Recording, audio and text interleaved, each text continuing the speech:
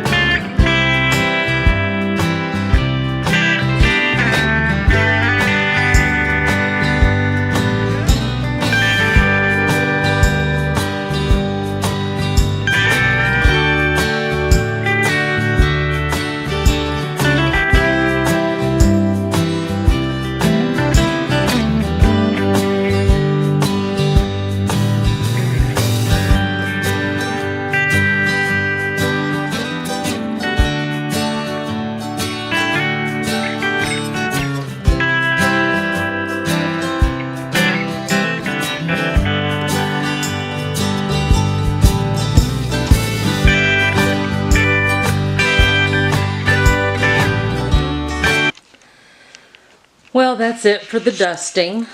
Got it all done. I just love how shiny it is and how everything reflects off of the bedroom furniture after I've dusted. I've got the blinds open, letting the sunlight in. There it is. It's all beautiful outside. Really hot, but beautiful.